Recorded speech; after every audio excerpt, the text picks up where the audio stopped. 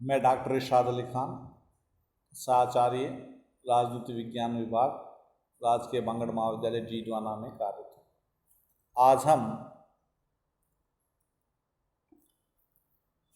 राष्ट्र शक्ति के तत्व में कूटनीति, शासन के गुण, औद्योगिक क्षमता, सैनिक तैयारी का अध्ययन करेंगे। इससे पूर्व हमने भूगोल जैसे गैर मानवीय तत्व या स्थायी तत्व के रूप में हमने भूगोल, प्राकृतिक संसाधन और मानवीय स्थायी तत्व यानी सामाजिक तत्व के रूप में हमने जनसंख्या, तकनीकी, विचारधारा, मनोबल, राष्ट्र चरित्र, नेतृत्व का अध्ययन कर लिया। आज हम कूटनीति का अध्ययन करेंगे, यानी अर्थात विदेश नीति के संचालन हेतु अंतर्राष्ट्रीय संबंधों में, जैसे विदेश नीति का संचालन अंतर्राष्ट्रीय संबंधों के द्वारा ही होता है, इसलिए विदेश नीति एक निश्चित सुसंबद्ध और तर्कसंगत होनी चाहिए। विदेश नीति तभी ठीक तरह से लागू की जा सकती है जब कूटनीतिक कौशल को अपनाया जाता है। मार्गन्थाव के शब्दों में उन तमाम तत्वों में से जो कि किसी राष्ट्र की शक्ति के निर्माण में योगदान देते हैं, सबसे महत्वपूर्ण तत्व कूटनीति की उत्तमता है। भले ही यह तत्व कितना ही अस्थायी क्यों ना हो, अन्य सभी वे तत्व जो कि राष्ट्रीय शक्ति को निश्चित करते हैं, वास्तव में वह कच्चा माल है जिसके द्वारा किसी राष्ट्र की शक्ति गढ़ी जाती है। किसी राष्ट्र की कूटनीति की उत्तमता ही उन तत्वों को एक लड़ी में गूंथती है, उन्हें दिशा व गुरुता प्रदान करती है तथा उनकी सुप्त संभावनाओं की वास्तविक शक्ति में सांसें प्रदान कर जागृत करती है।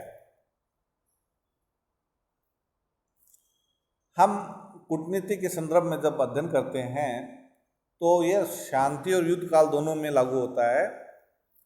अर्थात हम कह सकते हैं कि किसी राष्ट्र की वैदेशिक मामलों का उनके कूटनीति के द्वारा संचालन करना राष्ट्र शक्ति के लिए शांति के समय उतना ही महत्वपूर्ण है जितना कि युद्धों के समय राष्ट्र शक्ति के लिए सैनिक नेतृत्व द्वारा चक्रव्यूह व दाव पेचों का संचालन।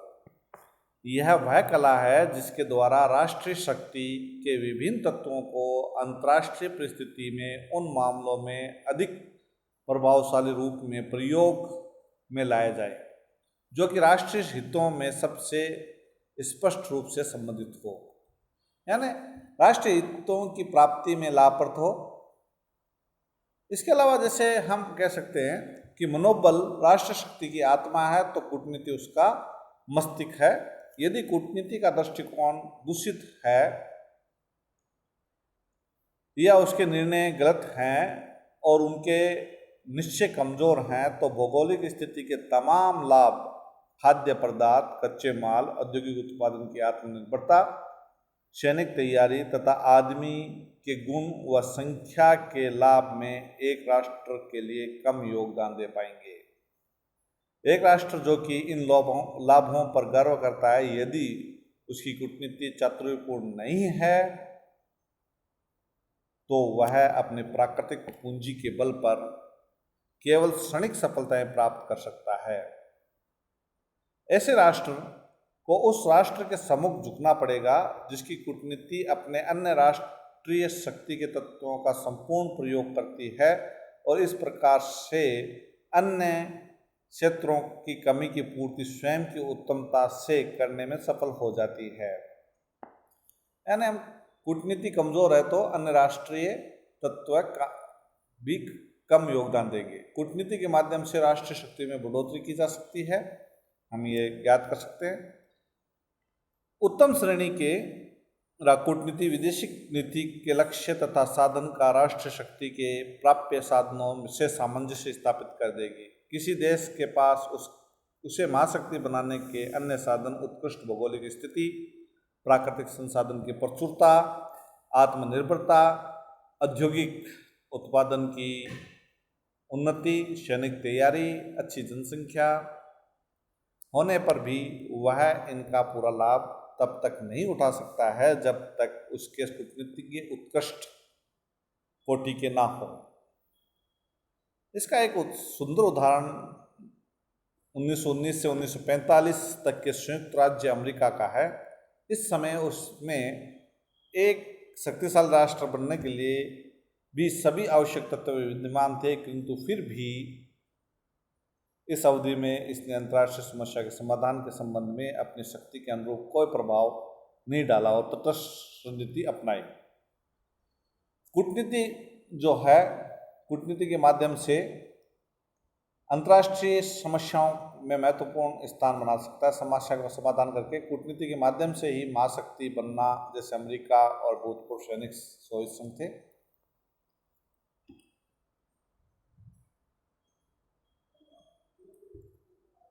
यानी हम कह सकते हैं अर्थात राष्ट्र संघ से पृथक रहने के कारण अन्य अंतर्राष्ट्रीय समस्याओं घटनाओं पर इस समय के वाशिंगटन का प्रभाव नगण्य था, यानी कि संयुक्त राज्य अमेरिका का प्रभाव नगण्य था। इस अवधि में अमेरिका को महाशक्ति बनाने के लिए उसके पास भौगोलिक परिस्थितियां, प्राकृतिक संसाधन, औद्योगिक विकास तथा जनसंख्या आदि सभी तत्व विद्यमान थे। फिर भी वह अपनी कूटनीतिक उत्कृष्टता न दिखाकर और अपनी परिस्थिति अनुसार अपनी शक्तियों में वृद्धि करता रहा। एक उदाहरण जो है कि एक राष्ट्र अन्य पक्षों में बुरी तरह से पिछड़ गया हो, परंतु देदीप्यमान कूटनीति यानी ब्रिलियंट डिप्लोमेसी के बल पर शक्ति के उच्चतम शिखर पर पहुंच जाए। सन 1890 से 1914 के मध्य फ्रांस है इसी प्रकार का उदाहरण। सन 1870 में जर्मनी के द्वारा पराजित होने के उपरांत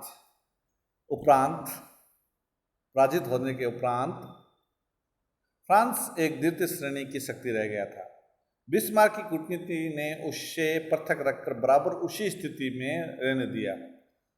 सन 1890 में बिस्मार्क के हटने के बाद जर्मन विदेश नीति रूस से दूर होने लगी और उसने ब्रिटेन की भी थोड़ी कम परवाह की। जर्मन ब्रिटिश नीति की इन त्रुटियों का फ्रांसीसी कूटनीति ने पूरा लाभ उठाया। सन 1894 में फ्रांस ने रूस से जो समझौता किया, 1891 के राजनीतिक समझौते की सैनिक संधि को तोड़ दिया और 94 में तोड़ दिया था उसने 1894। 1904 तथा 1912 में ब्रिटेन से औपचारिक समझौता कर लिया फ्रांस ने। 1914 में फ्रांस ने समृद्धिशाली मित्र राष्ट्रों को अपना मददगार पाया, तब जर्मनी के एक मित्र इटली ने तो उसे धोखा ही दे डाला। यह कार्य फ्रांस के देदीप्यमान कूटनीतिज्ञों की उस कतार का परिणाम था जिससे कैमाइल बेरे जो इटली में राजदूत थे, अथवा जूल्स कैम्बॉन जो जर्मनी में राजदूत थे, या पॉल कैम्बॉन जो ब्रिटेन में राजदूत थे, या फिर मॉरिस पेलियोलोगा जो कि रूस के राजदूत थे। यानी अर्थात हम कह सकते हैं कि किस प्रकार की कूटनीति वहाँ पर अपनाई जा रही थी। प्रथम और द्वितीय विश्व युद्ध के मध्य अपने साधनों की तुलना में कहीं अधिक महत्वपूर्ण भूमिका अंतर्राष्ट्रीय राजनीति में रोमानिया ने प्रस्तुत की थी, जिसका श्रेय उसके विदेश मंत्री हिटुलेस्क्यू को था। 17वीं शताब्दी के में स्पेन की कूटनीति ने तथा 19वीं शताब्दी में तुर्किस्तान की कूटनीति ने उनके राष्ट्रीय श्रेय की खाई को कुछ समय के लिए पाट रखा था। ब्रिटिश शक्ति के उतार चढ़ाव ब्रिटिश कूटनीति की उत्तमता के परिवर्तनों से जुड़े रहे। कार्डिनल वॉल्से, कैसलरे और कैनिंग ब्रिटिश कूटनीति में उच्चतम शिखर पर प्रदर्शन करते हैं, जबकि लॉर्ड नॉर्थ और चैम्बरलैन दोनों हास के घोतक हैं। बिना रिचेन और टेलेरा की कूटनीति के फ्रांस की शक्ति क्या थी, बिना बिस्मार्क के जर्मनी की शक्ति और बिना केवूर के इटली की शक्ति क्या होती। हिटलर के मामले में जर्मन की कूटनीति की दृढ़ता व कमजोरी स्वयं फ्योहरर के मस्तिष्क में नहीं थी। सन 1933 से 1940 तक जर्मन कूटनीति की विजय एक व्यक्ति के मस्तिष्क की विजय का परिणाम थी। उस मस्तिष्क से के कारण ही नाजी शासन के अंतिम वर्षों में उसे विध्वंसकारी दुर्घटनाओं को झेलना पड़ा था। यानी हम कह सकते हैं 1939 और 1945 नाजी और फाशी शासन का अंत होने के पीछे भी यही कूटनीति रही थी। वर्तमान में संयुक्त राज्य अमेरिका एक ध्रुवीय शक्ति के रूप में है, तो इसके पीछे भी इस एक कारण यही उसकी कूटनीति रही है। इसके पश्चात हम जो अध्ययन करेंगे शासन के गुण के रूप में, शासन कैसा है, जैसे शासन प्रणाली कैसी है। विश्व में अनेक प्रकार की शासन प्रणालियां हैं जिसके माध्यम से सरकारों का कार्य संचालन होता है। अंतर्राष्ट्रीय संबंधों के अध्ययन करने से पहले से ज्ञात होता है कि लोकतंत्री और एकाधिकारवादी दोनों ही प्रकार की सरकारों को अन्य राज्यों के व्यवहार पर कारगर प्रभाव डालने में सफलता मिली है। यानी शासन का स्वरूप चाहे जो भी हो, इसमें हम राष्ट्र शक्ति के स्रोत के रूप में उत्कृष्ट शासन के 3 अर्थ लगा सकते हैं, जैसे मार्गग्रंथों ने कहा है। एक तो राष्ट्र शक्ति देने वाले भौतिक और मानवीय तत्वों का संतुलन, दूसरा जो है इन तत्वों का विदेश नीति के संचालन में संतुलन, और अंत में तीसरा जो है विदेश नीतियों के समर्थन में लोक सम्मति की प्राप्ति। यानी सदैव अच्छी सरकार वह होती है जो उपलब्ध शक्ति को ध्यान में रखकर विदेश नीति के लक्ष्यों एवं कार्य प्रणाली को इस प्रकार चयन करे जिससे अधिकतम सफलता मिल सके। एक राष्ट्र शक्ति की भूमिका बिना उसकी क्षमता रखे निभाने की महत्वाकांक्षा रख सकता है। आज हम कह सकते हैं कि चीन जो साम्यवादी राष्ट्र होते हुए भी उसने 2004 में जो उदारीकरण की नीतियां भी अपना ली और जिसके कारण उसने अपने आप को चेंज कर लिया, वो अपने एक उदाहरण स्पष्ट दिखाई देता है उसका। इसके पश्चात हम औद्योगिक क्षमता जो राष्ट्रीय शक्ति को प्रभावित करने वाले यानी तत्व के रूप में, जो राष्ट्र की शक्ति के रूप में कहते हैं, अंतर्राष्ट्रीय संबंध में राष्ट्र शक्ति के तत्व के रूप में औद्योगिक क्षमता की भी महत्वपूर्ण भूमिका होती है। यानी औद्योगिक शक्ति राष्ट्र को महान बनाती है, औद्योगिक स्तर में परिवर्तन शक्ति के स्तर में परिवर्तन करती है। औद्योगिक क्षमता के प्रभाव में कच्चे माल का कोई महत्व नहीं होता है। औद्योगिक क्षमता के लिए औद्योगिक कारखानों का होना आवश्यक है। महाशक्ति बनने के लिए कच्चे माल के साथ साथ औद्योगिक संरचना भी सुदृढ़ होनी चाहिए। यानी हम कह सकते हैं कि औद्योगिक स्तर पर परिवर्तन शक्ति के स्तर के परिवर्तन उत्पन्न कर देती है। औद्योगिक क्षमता के अभाव में कच्चे माल का कोई महत्व नहीं होता है। बेल्जियम को कांगो में उच्च स्तर के यूरेनियम भंडार प्राप्त होते हैं, फिर भी उसने अन्य राष्ट्रों की तुलना में बेल्जियम की शक्ति को किसी विशेष प्रकार से नहीं बढ़ाया, क्योंकि ना तो बेल्जियम अधिकृत कांगो में ही और ना बेल्जियम में ऐसा कोई औद्योगिक कारखाना था जो यूरेनियम के भंडारों को औद्योगिक और सैनिक प्रयोग में ला सके। दूसरी तरफ अमेरिका और पूर्वी सोवियत संघ में यूरेनियम प्राप्ति उनकी शक्ति में असीम वृद्धि की घोतक है, क्योंकि इन देशों में औद्योगिक कारखाने विद्यमान हैं जिससे यूरेनियम की शक्ति में परिणति करके प्रयोग में लाया जा सकता है।